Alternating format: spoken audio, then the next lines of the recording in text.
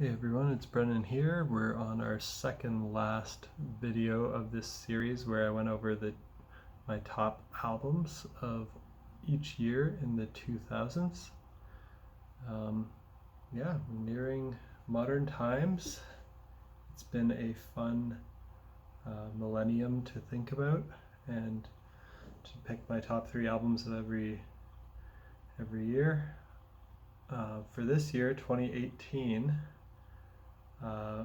all top 3 are progressive metal albums, and if you've watched any of my videos for previous years, all of these bands have won in a previous year and been mentioned several times. So this was some tough competition for some excellent legendary bands this year. Let's jump in right away to the number 1, which is kind of cheating here because it's 2 albums, but they're by the same band. It's Automata 1 and 2 by Between the Buried and Me, their 8th and 9th albums. Yeah, they're meant to be a part 1 and part 2 of each other, so I feel like it's okay to count them as one, even though they're 2 albums. Excellent progressive metal. I think the theme of this year is amazing legendary progressive metal bands putting out albums. It's in each case though, it's not their best work or anything, not their worst either, but they're pretty much bands that can do no wrong. So the first one on this list of top 3 is Between the Buried and Me. It's the heaviest of the 3, has the most screams. Let's jump into the second one. The second band on the list of top 3 here is Haken with their album Vector. It's their 5th album, likewise another progressive metal album and a band that can really do no wrong. But this one I feel is kind of average album for them. It's not, again, not their best album, not their worst, just pretty solid like everything they do.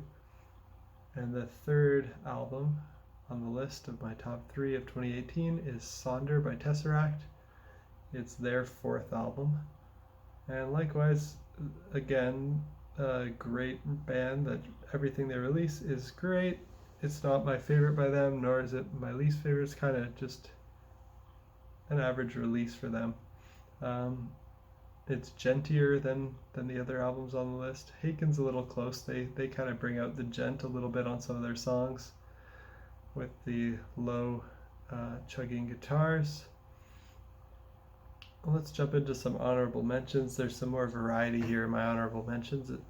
It's not just prog metal. I've got some hard rock, some mathcore, some progressive rock, and some prog metal all kind of mixed in. The first one here is Palms by Thrice. It's a hard rock or alternative rock album with some post-hardcore influences. It's actually their 10th album. So they're the most prolific band on this list today who've released the most albums, but only traces of their screamo past remain. It's more, the more modern music from them is more about beautiful, catchy, melodic, softer rock stuff with some powerful moments here and there. They still dabble with some odd time signatures, but really their melody writing is what's out of this world. The next honorable mention is Time Will Die and Love Will Bury It by Rollo Tomasi. And now that the Dillinger Escape Plan is no more, I think we need a new champion in the mathcore genre, and I think Rollo Tomasi would be that mathcore champion. They're a female-fronted band. This is their 5th album. The singer, Eva Spence, can sing beautifully, but she can also growl menacingly. This album starts with a couple soft songs. It almost sounds kind of like an ambient, relaxation, meditative, hypnotic, peaceful, serene start from the first 2 albums, and it's kind of surprising for the first 2 songs. It's kind of surprising from a mathcore band. They go almost 8 minutes with just like clean singing and synthesizers and pop sounding stuff. And then by the 3rd track, it just hits and turns into a full-on brutal assault with the song Rituals, and they start going all chaotic and spastic and screaming. So you could probably put it on for about 8 minutes and think that you're going to listen to some peaceful stuff and then be surprised part of the way through. So maybe a good album to prank someone with, but also just good to listen to. It's a good journey. Another honorable mention is Eat the Elephant by A Perfect Circle, progressive rock album. It's their 4th album, very atmospheric and hypnotizing vocals from probably my 2nd favorite vocalist at the moment, Maynard James Keenan. My favorite vocalist at the moment is Devin Townsend, but Maynard James Keenan is also the famous vocalist from Tool. He's his most known band, but this is another band of the 3 that I'm aware of that he's in: Tool, A Perfect Circle, and Pussifer. This is, I think, A Perfect Circle's best album. I find it really catchy, lots of great stuff on here.